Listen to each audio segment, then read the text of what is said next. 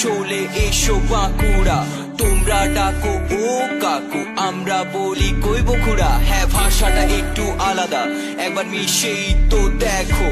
মুকুটমণিপুর নিয়ে যাবো, ভুলে যাবে শহুরের লেকো। 10 টাকায় 8টা ফুচকা হয়ে যাবে চোখ গোল। রাত্রিবেলা গ্রামে গঞ্জে শুনতে পাবে হরি বল। শহর ছাড়িয়ে দেখতে পাবে রাঙা মাটির রাস্তা।